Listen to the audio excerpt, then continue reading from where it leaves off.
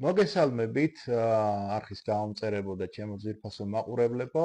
დღევანდელი ჩვენი საუბრის თემა იქნება როგორ უნდა მოვახდინოთ შესავალი ნაწილის ფორმულირება და როდის უნდა დავწეროთ შესავალი.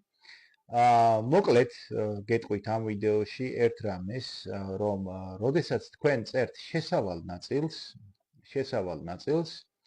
შესავალ ნაწილს ყოველთვის აქვს ასე ვთქვათ გარკვეული სავალდებულო ხასიათი.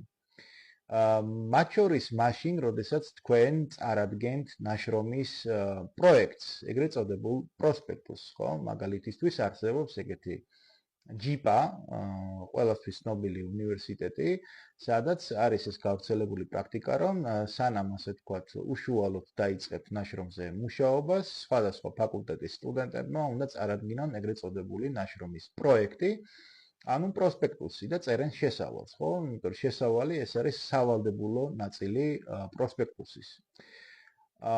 მაგრამ საქმე იმაში არის, რომ როდესაც თქვენ საბოლოო ნაშრომზე მუშაობთ, უშუალოდ ნაშრომის ასე ვთქვათ კვლევის შედეგები და კვლევის შედეგების ანალიზი, კვლევის შედეგებიდან გამომდინარე მათი ანალიზი გიჩვენებთ ისეთ გარემოებებს და გამოააშკარავებს ისეთ გარემოებებს, რომლებიც თქვათ შეიძლება შესაბამისობაში არ იყოს შესავალთან. მაგალითად შესავლის ისეთ ქვეპუნქტთან, როგორიც არის თქვათ კვლევის ჰიპოთეზა ან კვლევის დაშვება. შემდგომში ამასაც შევეხები რა განსხვავება კვლევის ჰიპოთეზასა და კვლევის დაშვებას შორის.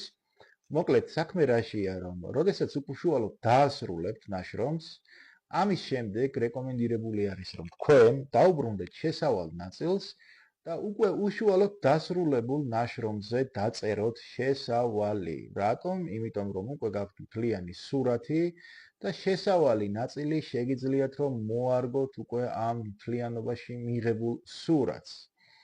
ასევე ერთი რეკომენდაცია, რომ თქვენი კვლევის დაშვება ან ჰიპოთეზა, ან თუ ორივე არის და კომბინირებულად არის როგორც კვლევის დაშვება, ასევე კვლევის ჰიპოთეზა, რას შეგიძლიათ მოარგოთ, რომელიც შესავალ ნაწილში არის გატანილი, შეგიძლიათ მოარგოთ უკვე მიღებულ შედეგებს და დაარედაქტიროთ თქვენი კვლევის ჰიპოთეზა ან კვლევის დაშვება.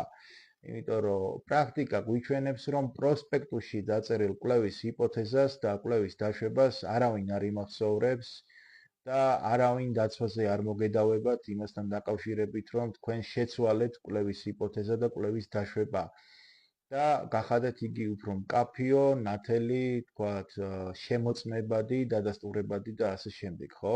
იგივე ეხება საკვლევ კითხვებს, როდესაც უკვე დასრულდება ნაშრომი, შესავალ ნაწილში შეგიძლიათ ეს ყველაფერი დაარედაქტიროთ და უკვე მიღებულ კვლევის შედეგებს მოარგოთ, ხო?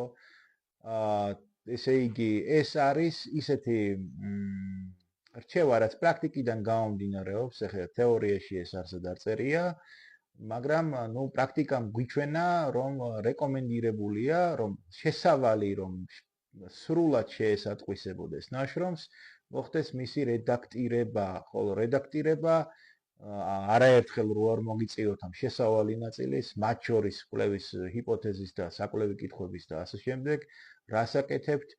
უკვე დაწერილ ნაშრომს არგებთ შესავალ ნაწილს. აი ეს არის, რაც დღევანდელ ვიდეოში მინდოდა რომ მეთქვა. იმედია, რომ ეს ყველაფერი გამოგადგებათ და სასარგებლო იქნება თქვენთვის. გამოიწერეთ არხი, დასვით შეკითხვები, დაგვიკავშირდით და გისურვებთ წარმატებებს.